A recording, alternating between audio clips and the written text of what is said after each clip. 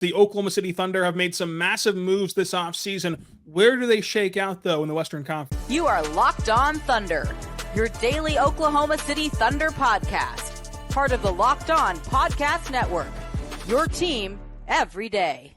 We're talking Western Conference. Vegas believes, our good friends at FanDuel, that the Thunder are the favorites out west. They're the favorites in the West. They're the number 2 title odds behind just the Boston Celtics. Do you agree that the Thunder are the top team in the West? I think it's tough to say they're not. I mean, I understand that the Mavericks just beat them and went to the finals and all that, but these additions, without any subtractions at all, I think are really put them over the top. I think that they're the team to beat in the West, but that doesn't necessarily mean that they'll have the best record in the West next season, as we've seen with different injuries and weird things that have happened. And then as far as the teams they're competing with, Minnesota's going to be up there. Just that's a given, with Anthony Edwards taking another leap and sort of just the defensive, I guess, baseline that Rudy Gobert gives you for an entire regular season. The Mavericks, I think, got better in different ways, but also worse in different ways, just with some of their perimeter defense, but they added more offensive juice with Clay. They're going to be up there. And then Denver, they've lost a lot with KCP. I think that's an underrated just loss for them as a depth piece, but you have Nikola Jokic, who's one of the best players in the world, probably the best player in the world. So I'm refusing to count them out, but that's sort of my top 4-ish. But I'm curious to hear what your thoughts are on that. Yeah, I think that for me, there's a clear top 5 of like teams that I really think are high level basketball teams. And like the West is so tough because 10, 11 teams think that they can make the postseason and that they can make it to the next step. And I think that all these teams will be decided by less than 3 games, like from almost every spot, like you can get there. And so it's going to be tough to like actually nail down the actual like placements of these teams. But in terms of who I believe in the most, the Thunder are the team I believe in the very most. They've done everything possible to build a championship roster, and they've accomplished a lot this offseason. Whereas when you project the step for Chet and J-Dub, then they just become an unbelievable force to be reckoned with out west. I would then go Dallas. I think that at worst, they went laterally this offseason. At best, whenever you put Najee Marshall next to Luka, whenever you put Klay Thompson on this team, yes, he looked washed last year, obviously, but what does that look like next to Luka and Kyrie? Like, I think that they went laterally at worst. At best, and you lift them up with Luka, they could have been really good additions. Then I have Denver, just because I cannot shake the top of like Murray and Jokic. I know that they've lost a lot of depth. I know that there's question marks on how some of those guys will boost themselves up, but I just can't shake Denver. Minnesota, you mentioned it, Ant, the bigs, maybe a last hurrah. How long can they keep this team together as they get expensive and expensive and expensive? Then I go Memphis at 5, and I think that Memphis is going to be spectacular.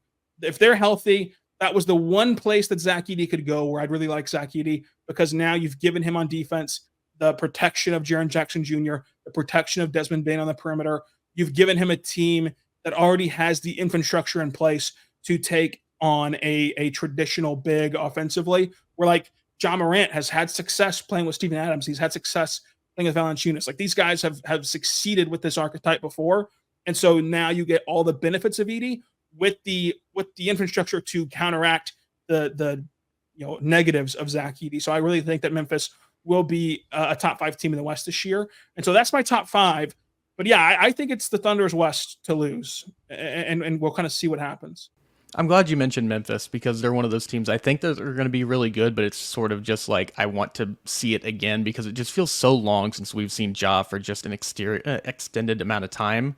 But you mentioned it with Edey. He's sort of a perfect fit for them. I wasn't super high on him on the draft either, but they insulate him almost perfectly in terms of, like you mentioned, with Triple J, where he can be a rim protector and roam. Offensively, Triple J can space the floor.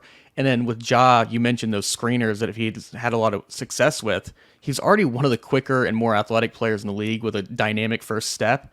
If you let a giant of a man like Edey get that screen and give him that much more of an advantage to get downhill, it's sort of like what we saw with Russell Westbrook earlier in his prime with Steven Adams, where it's just the daylight and he's just gone. He's in there.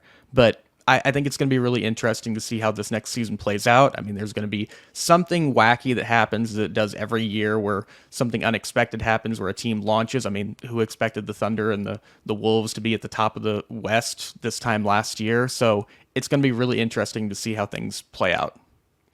Yeah, I think that the Grizzlies are going to be that team that perhaps gets forgotten about or overlooked as you start to do this preview stuff, but we'll end up showing you why they were so electric and so good before the injuries and suspensions and all that happened to them later on. How much do you buy into the Denver downfall? I think that there's two school of thoughts kind of right now of like either everyone's just freaking out they lost Bruce Brown, they lost KCP, or they're just like, well, they have Jokic and Murray, which is kind of where I fall. The Bruce Brown thing, I understand why people are upset, but it just made no sense to sign him to that deal. That was just sort of like a poison pill of a contract that the Pacers put him on that was just impossible to match without hamstringing yourself. KCP, yeah, I think that the owners should have dipped into the luxury to pay for that, but I don't think it's over, but I'm more skeptical of their depth because you have guys like Christian Brown who have to play a lot more and others who are just less proven. And KCP, although not one of the better players in the league, is a really dynamic role player who's won at a high level in multiple places. So I would say that I'm not counting Denver out, but I think that their margin for error is a lot smaller or slightly smaller than it was before. You have every right to change your mind because we're doing this way too early here in the middle of July. But where do the Thunder finish next year when the postseason's over? Are they NBA champs? Are they Western champs? Are they out in the second round? Are they out in the finals? Where are they at? God. Well, obviously we are glued to these. No way we can change it. I'll say the Thunder go to the finals, but the Celtics go back to back, unfortunately. Celtics going back to back as they literally run their entire team back from last year is a good bet. It's the favorite in Vegas. I agree. I think that the Thunder do make it out of the West, and like this team is just it's really hard. Even if you want to try to like contrive these holes in their roster, where do you even begin to like fake outrage about this roster? This roster is like complete top to bottom, and so it comes down to your opinion of J-Dub and Chet. We both are very high on those two guys and the way that they can progress over this offseason, over the course of the 82-game season, and taking the lessons that they learned in their first run with them to next season. So it'll be a lot of fun. Micael, thanks so much for joining us. You have plenty of stuff out there about Isaiah Hartenstein and Alex Caruso and the New Look Thunder. Where can they find all your good stuff? Yeah, I appreciate it. It's on Let's Talk Thunder on YouTube, which is my YouTube channel.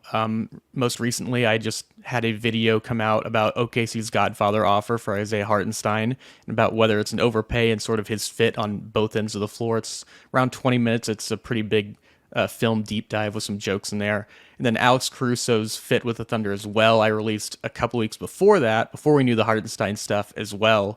And that's really gets more in-depth in my thoughts about some of the things I mentioned here about his versatility offensively and defensively and what he brings to the roster along with the continuity with Mark.